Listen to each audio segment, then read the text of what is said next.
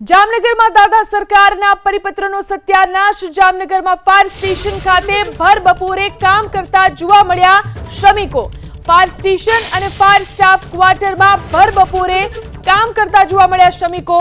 Mahaprabhuji બેઠકથી Theba bypass નજીક નિર્માણાધીન site પર નિયમોનો ભંગ કરવામાં આવ્યો। શ્રમિકો પાસે ધોમધકતા તાપમાં પણ મજૂરી કામ કરાવવામાં આવી રહ્યું છે। મજૂરોની મજબૂરીનો સરકારી કોન્ટ્રાક્ટરો લાભ ઉઠાવી રહ્યા છે। તો મુખ્યમંત્રી જુઓ આ દીવા તળે અંધારું। સરકારના સચિવશ્રીઓ એસી ચેમ્બરમાંથી બહાર નીકળો અને જુઓ આ મજૂરી કરી રહ્યા છે। ભર બપોરે સરકારી પ્રોજેક્ટમાં જ મજૂરોનું શોષણ થઈ રહ્યું છે। રાજ્ય સરકારની એવી સ્પષ્ટ સૂચના છે કે બપોરે 1 થી 4 દરમિયાન શ્રમિકો પાસે છે તે કામગીરી ન કરાવવી।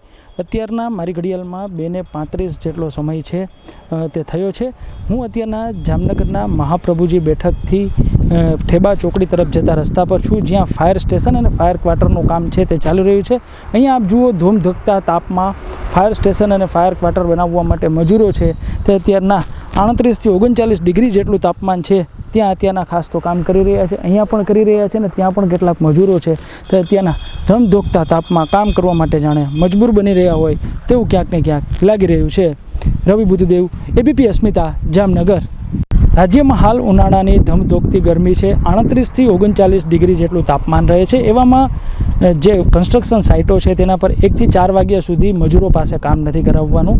2:35 અમે જામનગરના મહાપ્રભુજીની બેઠકથી ઠેબા ચોકડી તરફ જતા રસ્તા પર જે ફાયર ક્વાર્ટર અને ફાયર સ્ટેશનનું કામ થઈ રહ્યું છે ત્યાંના દ્રશ્યો બતાવ્યા હતા કે ખાસ તો ત્યાં મજૂરો છે, શ્રમિકો છે, તેમની પાસે અહીંયા તમામ જગ્યાએ કામ કરાવવામાં આવી રહ્યું હતું। ખાસ કરીને અહીંયા તમામ જગ્યાએ છે તે શ્રમિકો છે તે 2:35 આસપાસ કામ કરી રહ્યા હતા, પરંતુ એબીપી અસ્મિતાએ જ્યારે આ અંગે સ્થળ પર પહોંચી અને અહેવાલ પ્રસારિત કર્યો ત્યારે અત્યારના 3 વાગ્યામાં 5 મિનિટ જેટલો સમય છે।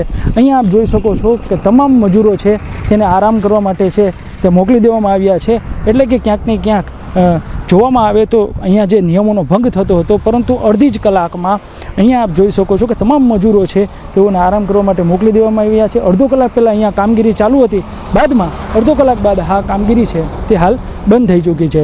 રવિ બુદ્ધદેવ, એબીપી અસ્મિતા, જામનગર।